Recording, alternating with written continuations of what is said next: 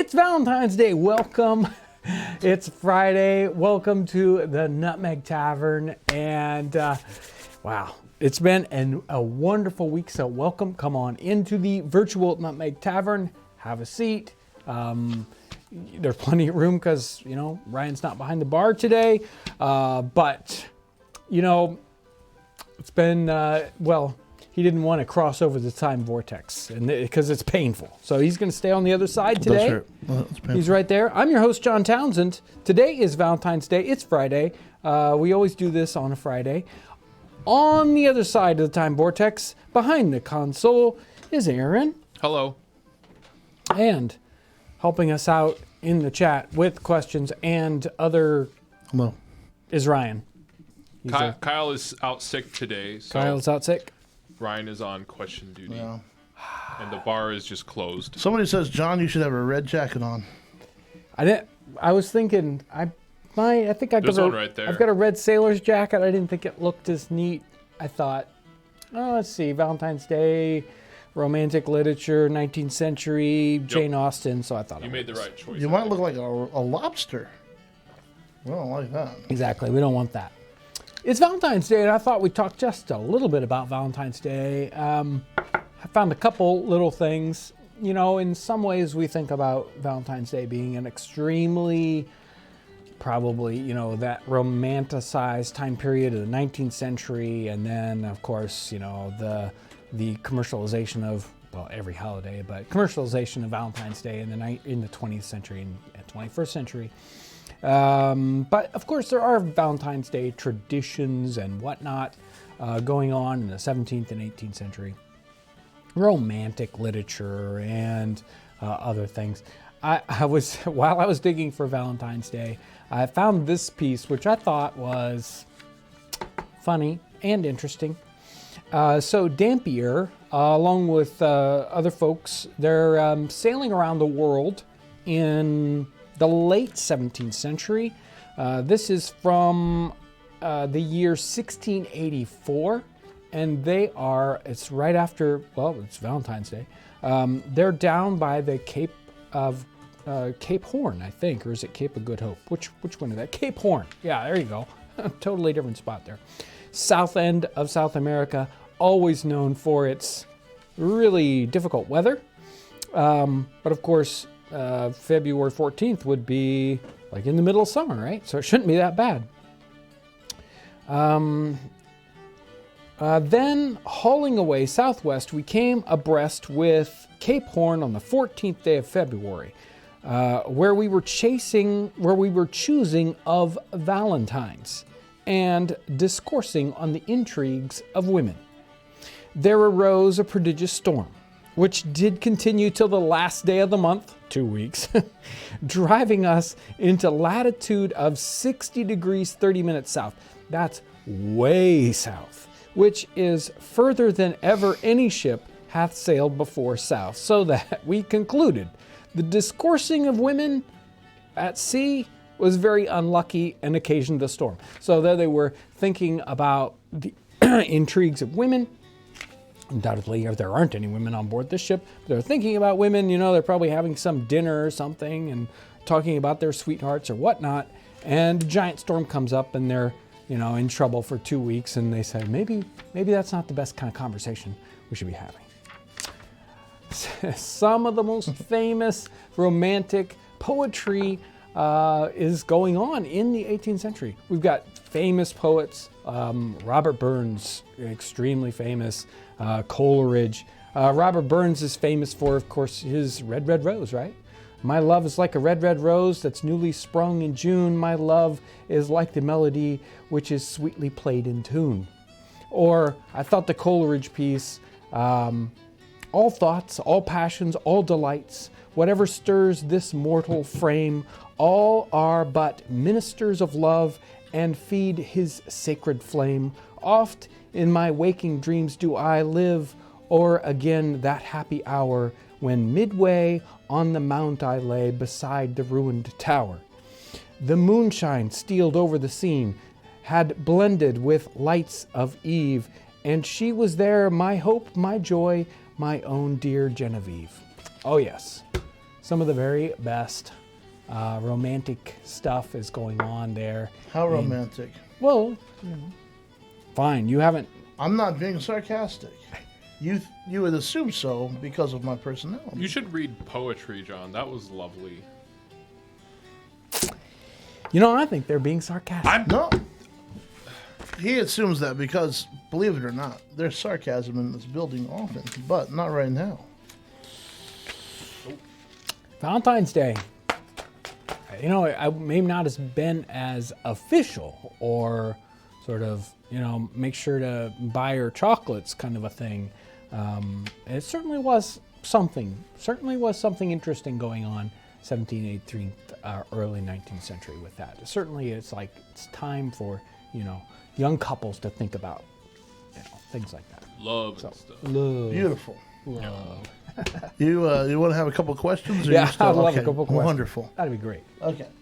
What kinds of holidays did they have in the 18th century that we still have today? We oftentimes we talk about they didn't celebrate Christmas like this, but what did they celebrate? And we still do. Well, a lot of the holidays are, directly connected with religious holidays. So we've got things like there many of, again, we can't talk about. It's hard to talk about generalities because certain groups of people, they did things completely differently. So some holidays, say in the upper in the Northeast, they weren't in favor of holidays to a very great extent. They were really kind of trimmed down. And the Quakers in that Pennsylvania area, religious holidays they didn't believe in at all. So just they would work on Christmas Day, no problem. It's just a day like any other day. And then there were other groups of people that came over from different, say, countries or different places in England that still had a very strong religious holiday connotation and different holidays. Like Valentine's Day is still thought about, it's celebrated in a kind of way, but it isn't as, sort of solidified as we have it today. But they're going to be, Christmas and, of course, things like Easter and some of those kinds of holidays. And they would have holidays that we have sort of lost. So Guy Fawkes, Bonfire Night, right there in November and early November. For a while, the colonies, right after the Revolutionary War, they changed it into another holiday for a little while. They called it something else, but then it finally just up and disappeared. So they have a lot of the same kinds of holidays and that same sort of, we need to have a holiday, it's like this is 3 months without a holiday. We need to find something to put here in the middle to give a break, to give everybody a break and release that pressure that people have. What's in the cup today? Somebody's wondering if you're a juicy beverage or just a simple tea today. I just needed something to wet something that goes with nutmeg. And then, so anything could be in there. Anything could be. So, somebody is wondering if you feel like beer or wine was more commonly available in taverns. So depends on where you're at. If you're in Great Britain, beer's going to be the common man's drink. If you're in New England, you're in, greater parts of North America, cider is that kind of common drink. Beer's still available, still being made, but something like cider is much more common because apples were very prolific and it was very easy to make. It sort of brews itself. All you really have to do is squeeze those apples, let them set, and boom, they're going to turn into cider whether you like it or not. Wine is something that's mostly being imported, so it's a rich man's drink. And then you've got the distilled spirits like rum and gin, things like that. Those are in different kinds of simple whiskeys. Those are available, but again, they're usually mixed with something else, and those might also be a standard drink of choice. So we've got a lot of new people in the chat today. Oh, great! Which is awesome. Thanks, guys, for showing up. There are a lot of basic questions that some people might know and new folks don't. So, what is Townsends? Do you live like this usually? That sort of thing. excellent bunch of questions. This channel is an outgrowth of our family business that has done 18th century reproductions for reenactors for, what is it, like 30 something years, like 45 years. It's when I try to think back, how many count the number of years? It's a massive quantity of years. My father started the business in 1973. And so we have made and sold items for historical reenactors and movies and all those kinds of things. But we're a tiny little, small family business that does that kind of thing. 10 years ago, we started a YouTube channel. And no, I don't live like this, but I kind of live like this in my mind sometimes because it's what I do every day, day in, day out. It's researching, it's developing items. How could I make X? How could I make an 18th century mug and sell it to people in the 21st century? So that's the sort of thing. And the YouTube channel is sort of a thing that's grown out of that. Starts out as simple little videos, and now it's what it is. So a lot of people, like I said, are new. Zach Ball commented and said he recently discovered us and then immediately tried the flip. Yeah. And that's the way to do it, guys. Like if you get on board and you see something that's interesting, you got to try the food right away. It makes it a lot more fun. Did the colonies other than New England have village commons for grazing? I think that's a pretty common thing that comes over from that English context. So all those English colonies, those 13 colonies, all have some kind of most of them are going to have some kind of that tradition that's coming along with it. Those governments are based upon the government in the home country when they start off in those colonies. So that idea of a commons is not uncommon. I'm replying to somebody. Speaking of trying out recipes, Monday's video is one that everyone should try. Ooh, yeah. It was delicious and like the perfect open fire. It's cold out, start a fire and make something. Yeah. It is the one I think it is, right?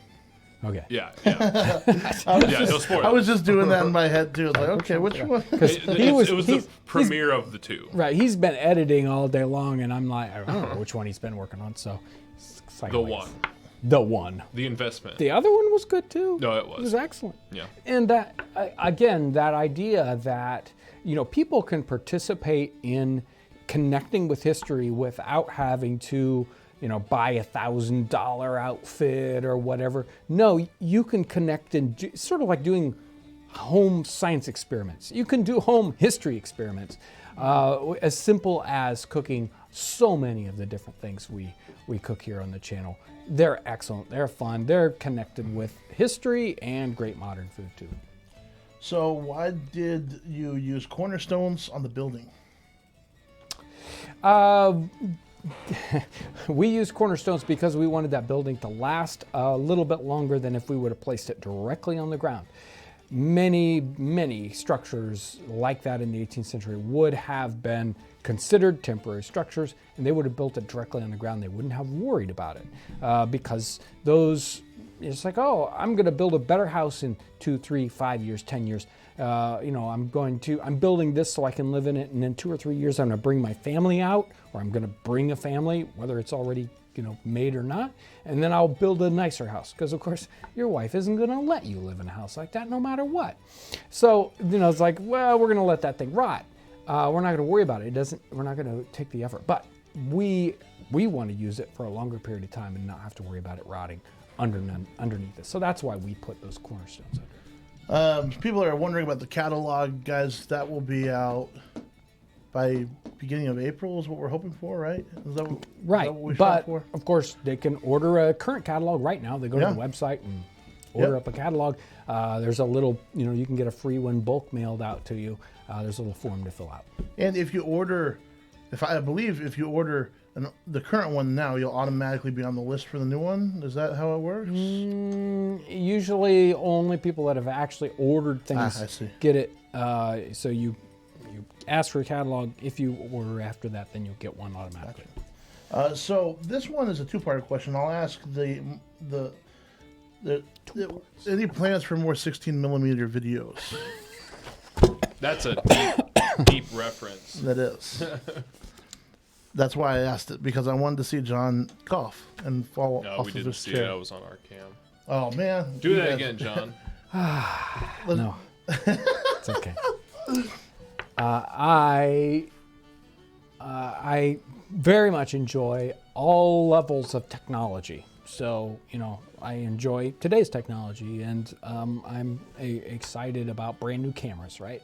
But I'm also excited about history as it goes back, whether it's, early 20th century technology or, 18th century technology, and all those things, they all kind of evolve. And 16 millimeter was one of my, 3 or 4 years of, I'm excited about this. 16 millimeter it's hard to do nowadays. Let's just put it this way. Wow. John grabbed me about 5 years ago and said, hey, let's make a 16 millimeter video. And we talked about it for a day, and we planned some things, and we just never found the time to do it. Yeah. It's just hard. Yeah.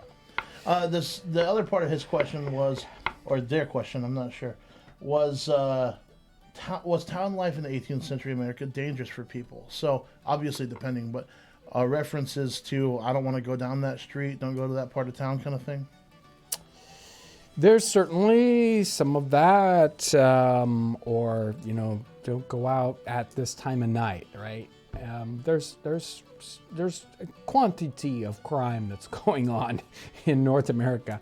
On one hand, you think it's a little more spread out. It's not so, jam-packed, and so you don't have as much crime issues. But on the other hand, you have to think about all the people that came over. It's not quite as bad as, say, the early days of Australia, when it was nothing but a penal colony. But North America does have some of those same things. They started using Australia as a penal colony because they couldn't send criminals to North America anymore because we wouldn't let them. So there's something like 40 to 50,000 different, 50,000 people that were transported from Great Britain because they broke the law in some kind of a way, and they came to North America. So there's a certain part of the population that is, lower class. It might have already, criminal tendencies, or, but again, a lot of those people are being transported for things that you're just like, what? Why would you? Then they transport them because they didn't want to kill them. And they were very, very light things. There was one of my ancestors who was transported because he stole, what was it, like 16 ducks or something, and a chicken. Yeah, there were a couple of chickens in there too. Yeah, some chickens and ducks. It's like, oh, you stole those chickens and ducks? Whoo, you're out of here. We don't want you in our country anymore. So, there's a lot to balance there to decide just about how much criminal tendency there was compared to other places.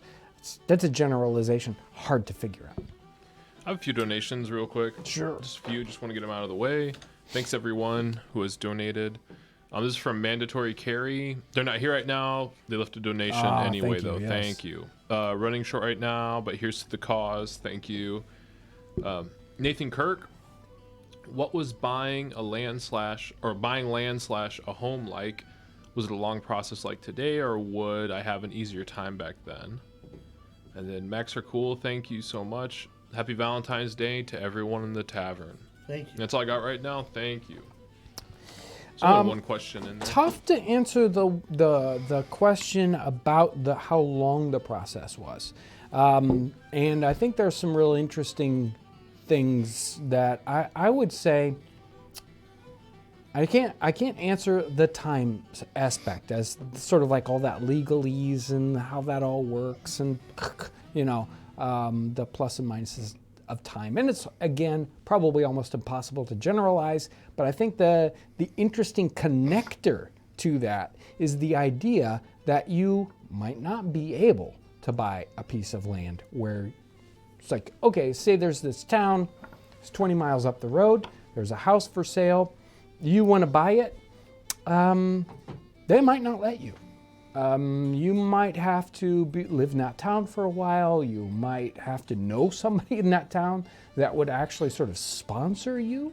They had this idea that was called warning out, where if they didn't want you in their community, they could just kick you out. And in fact, it was sort of, there were certain times where it's like, you can stay in our community for a year, and then we will force you out, regardless. So there's a bunch of, to dig into that and understand that for different communities and how that worked is just a super amazing topic to compare and contrast to today. What were they trying to achieve? How did it actually work?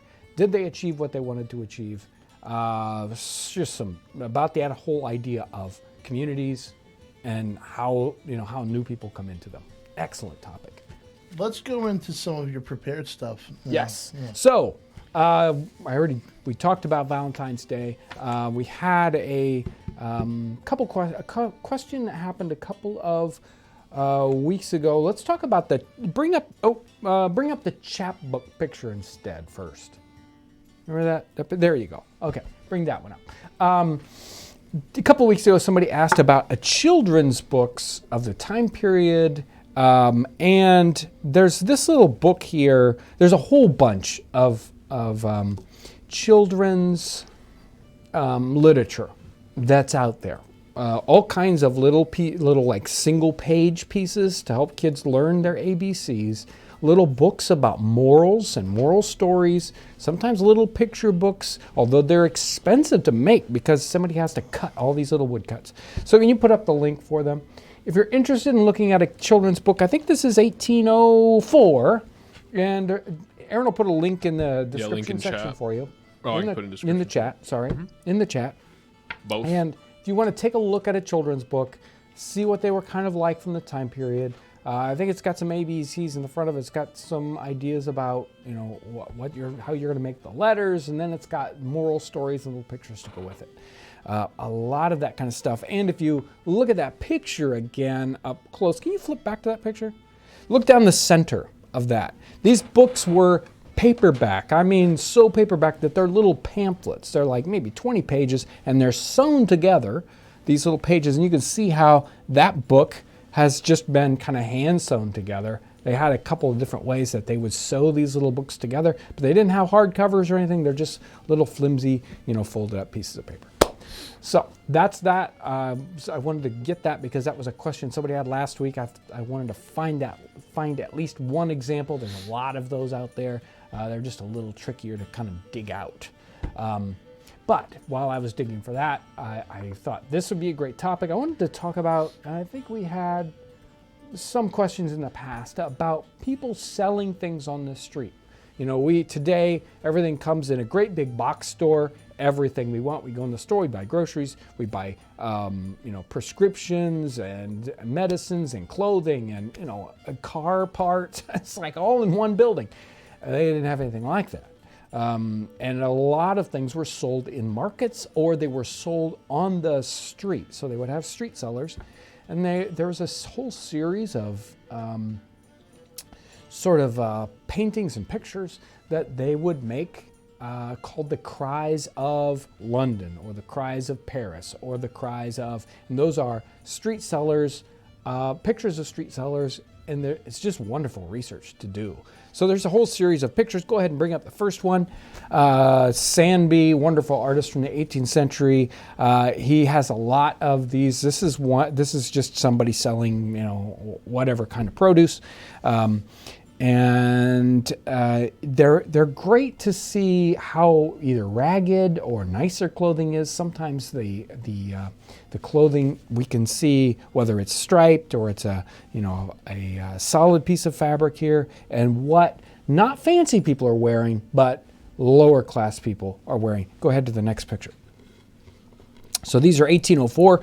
This picture tells a lot of different stories on it. This man is somebody he's got a raree show. It's sort of a little optical instrument. He would sell people. He would take a halfpence or whatever it is, and he'd let you look in these windows, and there were little scenes in there, sort of like I'm going to see just a little like a just a picture, really. Sometimes maybe it'll have 2 or 3 frames, and he would be able to light this up, backlight it or make it look like it's 3-dimensional. And look on the top of that, there's a little squirrel in a cage, and there's even bells above it. So it could be when the squirrel goes around, it hits different bells and it plays a little tune. And he's wearing a military uniform. He is an ex-military person. He has lost his leg, and this is his way of making a living. He probably can't do a real job anymore, and so now he's on the street in this sort of low-class situation, sort of pseudo-beggar. And he wears his uniform saying, look, I served my country. I've lost a limb. This is the only way I can make a living. So great, interesting picture there. Go ahead with the next one. Let's see, what's she selling? New potatoes. She's got a special wheelbarrow made just for her. She's got on top of the wheelbarrow, she's got scales so she can weigh out the potatoes and sell them to you. This set of pictures is actually a twofold set of pictures. Both they're talking about the items that they're selling, and they're set in front of a specific building. And let's see what this one says. It's I can't read it. Is it hospital? Yeah, I can't. Yes, I think it's something like that. Unfortunately, my picture is much smaller than yours, so you can see it better. I'm even having a hard time seeing it. Okay, Hang good. on, let me get the full one. But check at her outfit here. She's got a checkered handkerchief and Middlesex Hospital. Middlesex Hospital. Right. Yeah. She's got a checkered handkerchief. She's got something that's covering her hair and a hat on top of that, along with her different color of petticoat on. Go ahead to the next one. Oh, whoops. Wrong Whoa, one. look at that. It's just you. Yeah. A knife grinder. There are a lot of knife grinders in the 18th century. You see a lot of different outfits, special. And they're covered in art so much too. Oh yeah. They're quite the character in the 18th century and 19th century, or even 20th century for that matter. He's got a big wheel, and that it spins a smaller wheel much faster. Sometimes they got big wheels, and he's got a little pedal, and he grinds knives for people. He goes around, and they're known for being characters with gossip and whatnot. So go ahead. This guy's selling hot gingerbread, or hot spice gingerbread. Again, he's got a special cart just for himself, special design cart, interesting, neat outfit he's got on, that green coat, and the Pantheon. I don't know what building the Pantheon is, but you can see that the gingerbread in the time was like a brick. It's really dense, really hard. It's not light and fluffy gingerbread like we think of today. Go ahead. This guy's selling bread in this basket on his back. There's either people have a little cart that they're taking along, or many times they're selling their items right out of these baskets. And he's got a bell, so and he probably has the same route every day. You want to buy bread? Hey, call in the bread guy, buy some bread. Go ahead. Let's see do you want to see what that font says? Oh shoot, I'm going too far. You're just going all over the place. Okay, we'll just move on. Yeah. This one I thought was incredibly important, this picture, because some people ask about what happens with your kid during the day, what's going on with childcare. This person, she's got that, I don't know, what do you call those, Ryan? I can't see. You got a baby in this kind of a, like a like a bait, like a sling, right. kind of Sling. thing. Yeah. Right. Got a baby in a sling up front. See? Look at that. Checked fabric. And that child she could be even breastfeeding this child right there on the street. It's hard to tell from this picture, but it's kind of implied there. And she's there to mend chairs. If you've broken the chair bottom, just like the chair I'm sitting in right now, it's got a woven bottom. That's what these reeds are on her back. And you would bring her the chair, and she would just weave it right there. And she has to bring her child with her. That's Snuggie. A Snuggie. There you go. I think it's Michael. So, that picture just tells a big story right there. Again, another person who's in certain circumstances where she has to bring her child along with her. She doesn't have anybody to leave that child with, but she still has to earn money. So where are these coming from? All of these? What do you mean by What's where the do they book? come from? Well, they're wanting a reference. Like, where are you finding all of these? You can find these images. I do a lot of my image research on either Wikipedia Commons, or most of these images are from archive.org, I believe. Okay. Next one. Yeah, go ahead with the next one. This one's a twofer. So this guy is selling band boxes. He's got all sorts of, these are just very, very light duty hat boxes and boxes you would store things in. Obviously they have to be light. He's carrying them on a pole. So they might be paper mache or just very, very thin wood. But the building behind him is a juvenile library. So it's a bookstore that has, or a library that carries books for kids or just young people. It might be, just all the way up into, anything that you would use to learn things with. So I thought that was pretty cool. Next picture. Some people are doing kind of entertainment and selling a thing. So this woman is, she's a ballad singer. So she's going to sing a song and she'll sell you the sheet music if you like it. Sort of a, oh, here's your tip and I get the song to take home. Yeah, that's pretty cool. Yeah. So go ahead. Yeah, you can't sell them a cassette tape. Right, so I'm going to sell them the thing. And these guys, here she is pretty. She's singing a nice song. These guys, oh, they're trying to sell you, what is that? Extra. Read all about it. That's what these guys. They're selling news, little flimsy news sheets, and they've got little horns they're blowing. Probably just super annoying. Go ahead. Well, you know how John feels about people trying to sell him news on the street.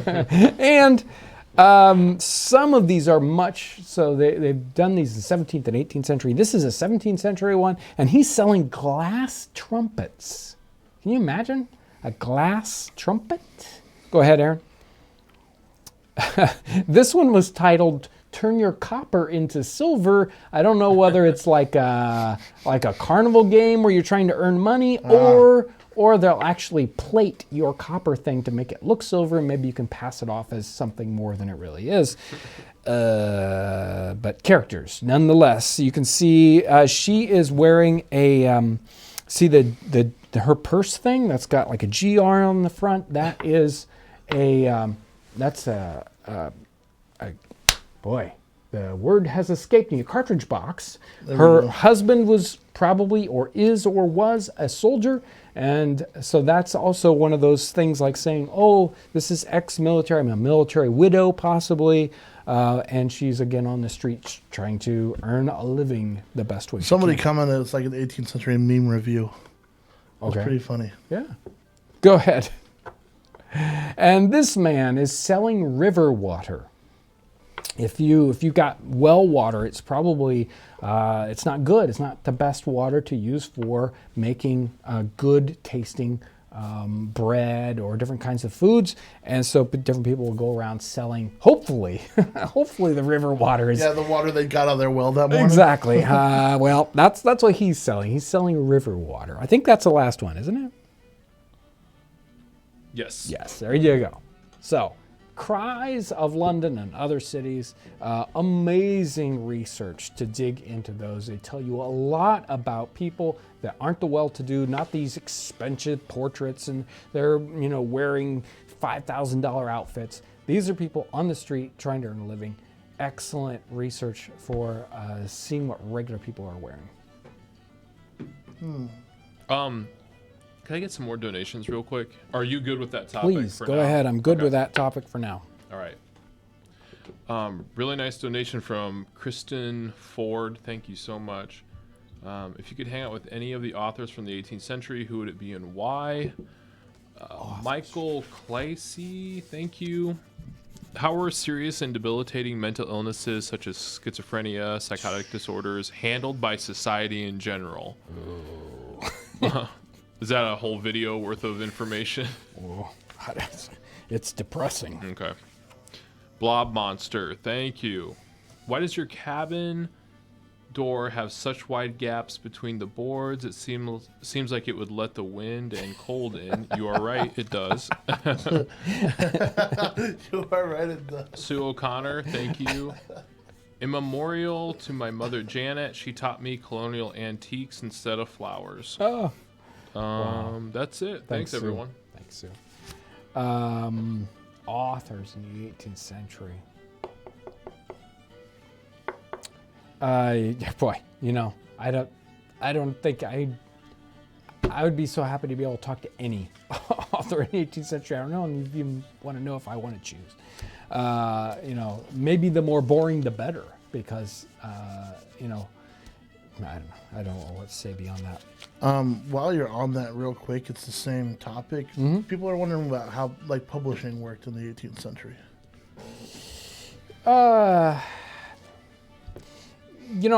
You would go and it was much more direct. I don't think there were as many sort of big publishing house ideas. It was more like you go and you have your book printed.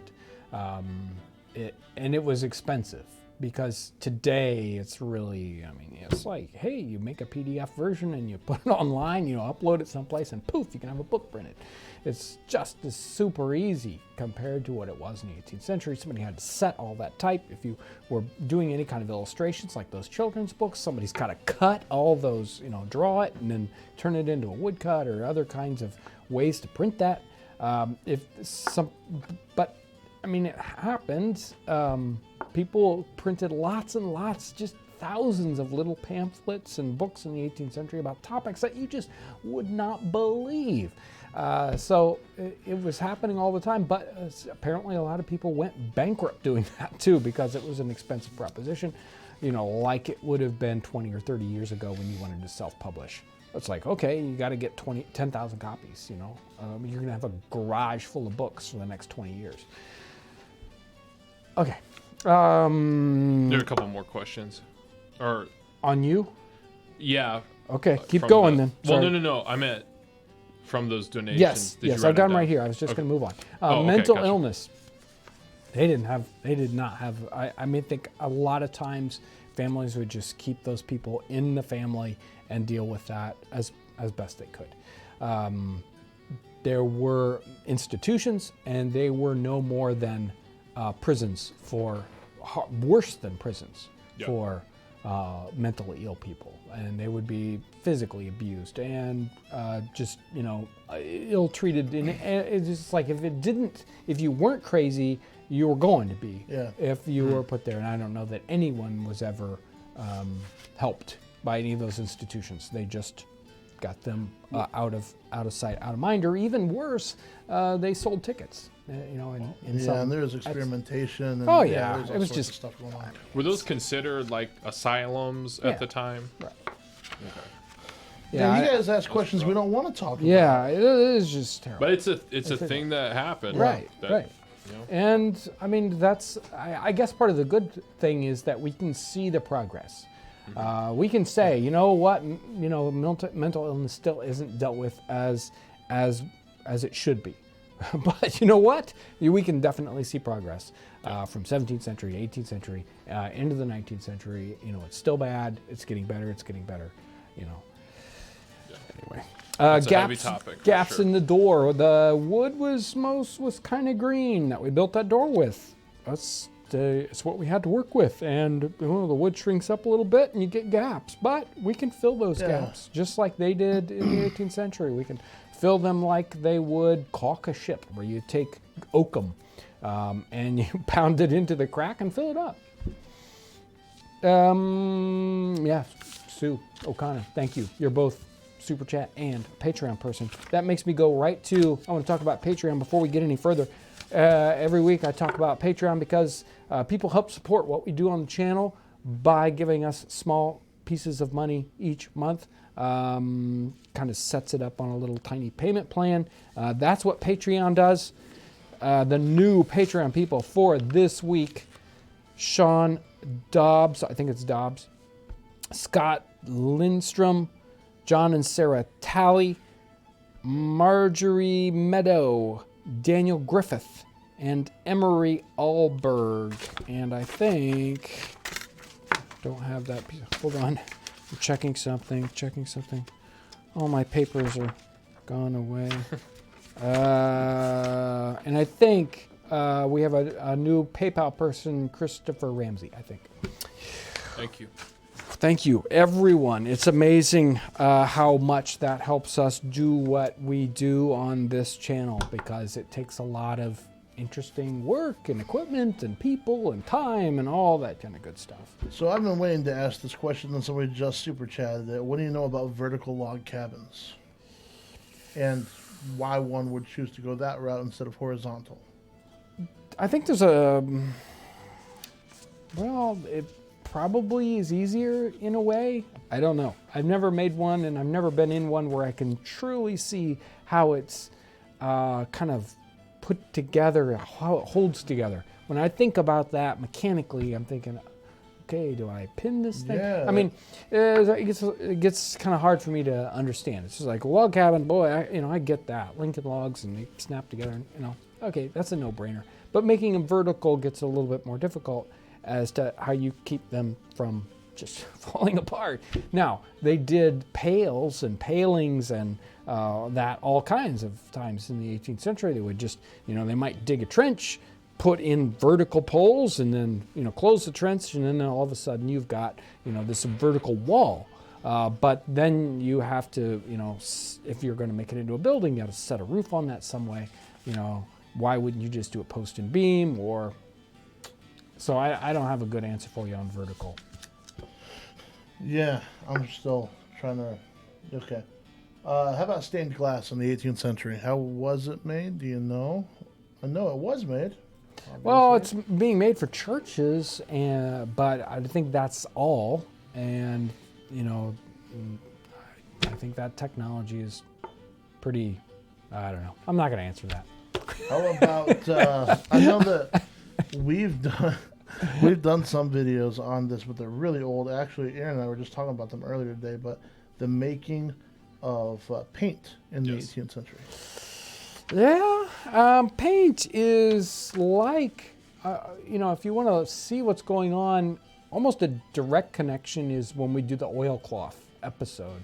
So we did oilcloth, and basically I'm making 18th century oil-based paint, or even 19th and 20th century oil-based paint. Boiled linseed oil, and you might might add some dryers to it. You put in a pigment that's going to fill it in a little bit. So it might be white lead.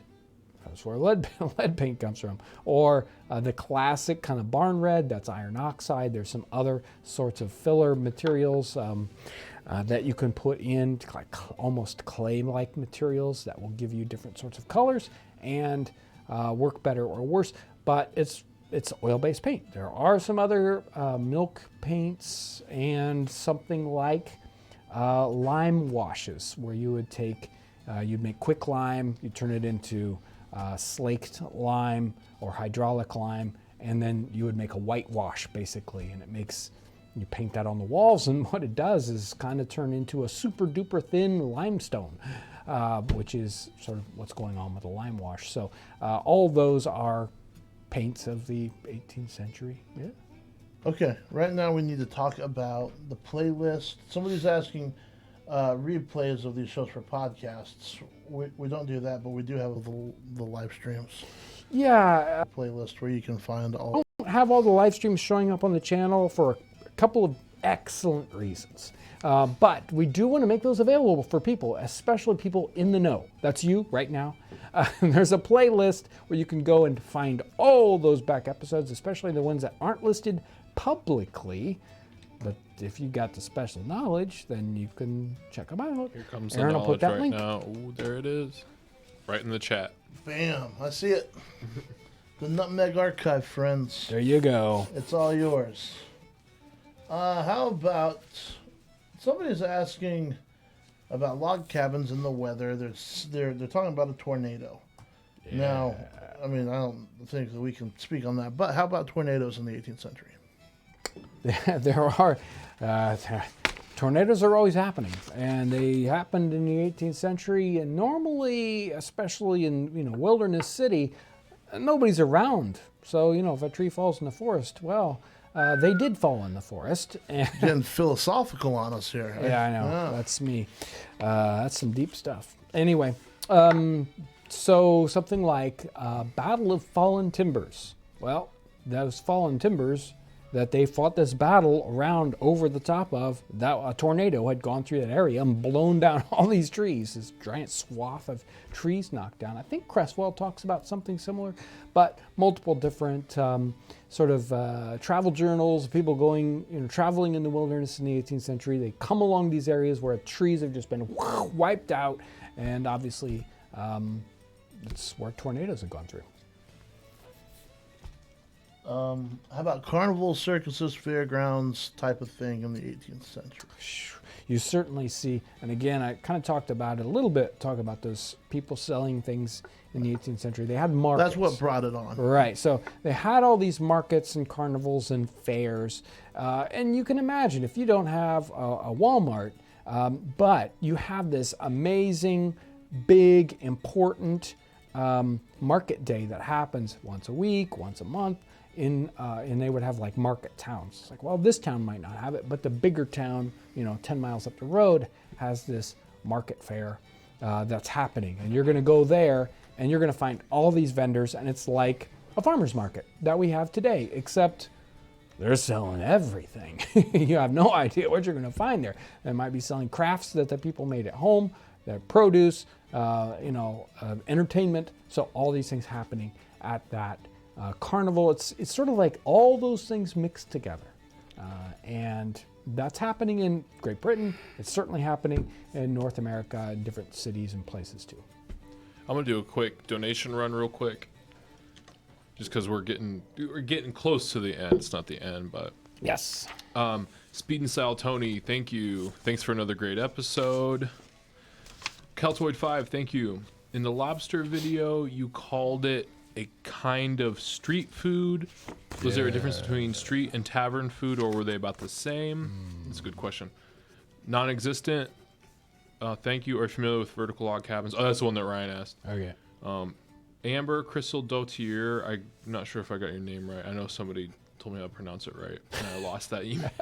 But anyway, thank you. Oh, we shouldn't laugh about that. Yeah. Well, I'm laughing at Aaron, not Yeah, No, you're laughing that's- with me. Yeah. Here's some money for chinking. Thank you. It's still looking pretty good out there. Oh yeah, Yeah. It's holding together amazingly well. We do have some work to do in the spring, though. Yes. Yes. Chris I was looking Kempo, forward thank to it. you. Have you ever visited Tun Tavern? Blob Monster, thank you. Did you see they found a cabin from the 1700s in Yes, Washington, Pennsylvania. Pennsylvania? Yeah. I did see that. Yeah. Yep. They were tearing down a structure and found it beneath. Yeah, that's super cool. And Julie Stevens, thank you so much. Yes. Very nice donation. Did the average cook have a grinder for meat and veggies like for sausage? Thank you so much, everyone. That's all I got right now. Question. Yeah. Yeah, so cabin and all that kind of good stuff.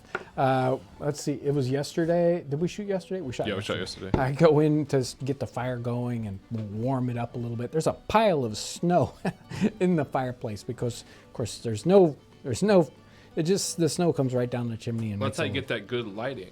Yeah. Because there's a big... Pretty awesome. The light does come straight down that chimney. You'd think it's like, oh, they've lit that up. In the cabin, we'd have no electricity. Other than what the cameras have in the batteries, there are no extra lights. Everything is sunlight coming in that you see when you see a cabin video. Tun Tavern, I have not been to Tun Tavern. I was just laughing because the way that we decided to position the cabin and put the windows was all about how is lighting going to look for when we shoot videos, and that's something that they wouldn't have to think about in the 18th century. It's kind of funny. Well, I mean, they did. I mean, you want light in your house, Oh, so sure. there was Yeah. some thought about that. But most people were probably thinking, "Hey, I'm going to be outside working all day. I don't." Well, the plan too was we were probably going to set up lights and stuff, but it just turned out Yeah. it was like, this looks great. Yeah. I think we're good. Right, and many people sent me the link to the tavern or the log cabin. Somebody said they actually used it as a tavern, like recently. And I think that's happened a lot more than anybody expects. And there are probably, if you live in, someplace that's been around for 100 years, a city or town, there's probably a lot more of those as your neighbors' houses than you realize. It's like you tear the siding off of something and, whoa, what's this? There's a historic building underneath. Grinders. The food processor of the 18th century is a mortar and pestle. And that is their grinder. They typically would chop up those meats like, we expect to use a meat grinder. They'd chop up that meat. They put it in the meat grinder, or put it in the mortar and pestle, and they'd mush it up to a pate. Or maybe they would stop, halfway, but it's hard. There's a reason why they invented the meat grinder in the 19th century. Somebody said you have the door open when you're shooting. Nope.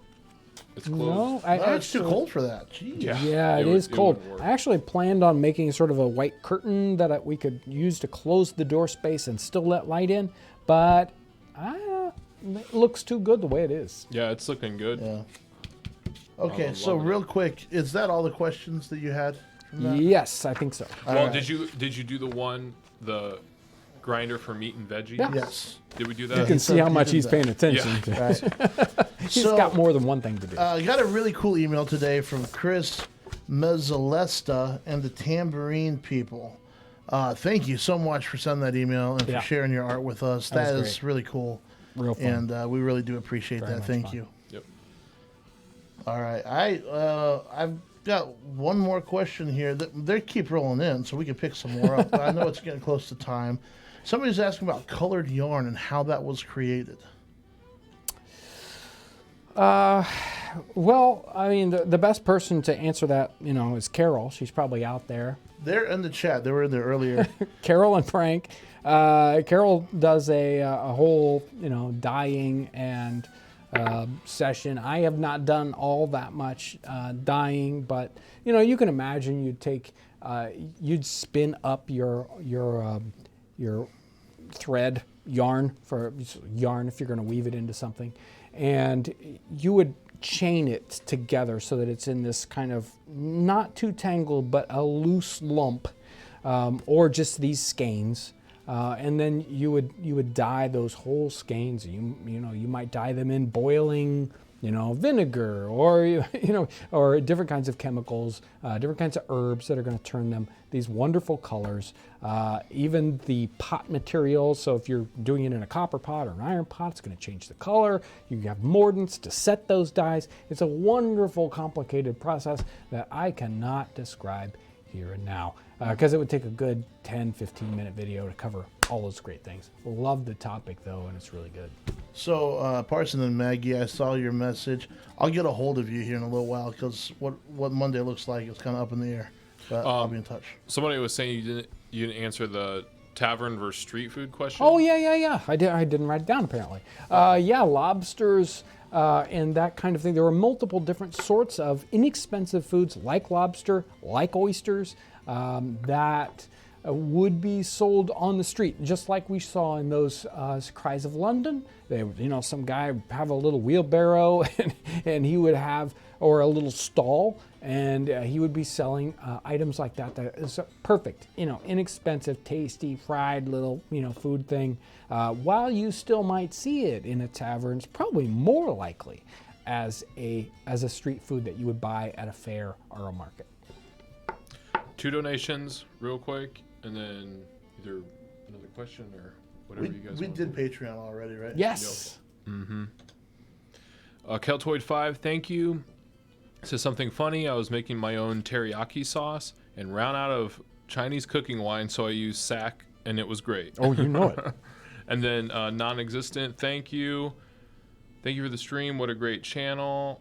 And then one more just came in. Aniokami. Why do 18th century reenactment sites prohibit cotton fabrics? I don't know if that's true or not. It But depends. Thank you, though. Thank you. It depends on the site. Depends on the historic site and the time period that they're doing. Cotton, that changeover from cotton to linen, linen to cotton is happening in the 18th century, late 18th century, 19th century, and there's this massive sea change in the cost of cotton fabrics versus linen fabrics that's going on in that time period. And certain historic sites, depending on their time period, cotton is not appropriate. And it's up to those sites as to their authenticity level.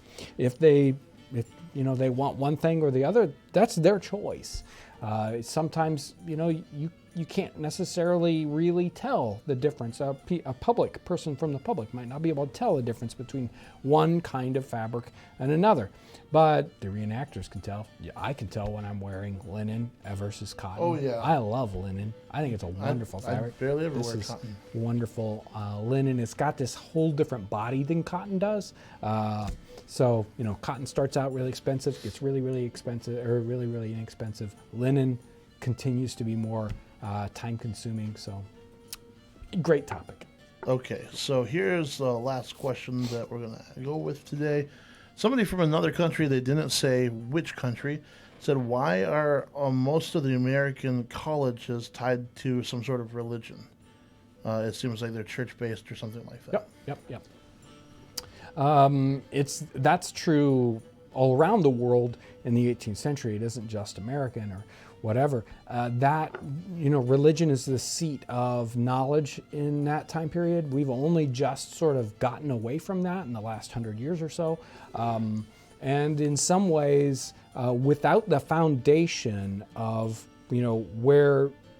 what you consider truth, you can't even build science and learning upon other things. So that's one of those things we kind of forgotten where those foundations are here in the 21st century. We're just sort of, running along like thinking that the idea that we can base science on just science is kind of strange. So all those colleges, hospitals, those sorts of institutions, 18th, 17th century, they're all religious based. Because I don't have a better answer than that. They just are. All right. Cool. Amber, we hear you asking for fiber arts videos, and we're working on that behind the scenes. Yeah, Thank you for asking for those. Is that it? Amazing. I hope you have a great Valentine's weekend. It has been a great day, and you guys have brought in a lot of wonderful questions. And of course, you help us out in all these amazing different ways. Super Chat, Patreon, people who go to our website and purchase items, all those things that make it possible to do what we do. And all those, it's like we've had just an amazing set of videos that come out recently. The response has been amazing, that is. And it's because you go out there and share our videos. Thank you for everything you do. Have a wonderful weekend.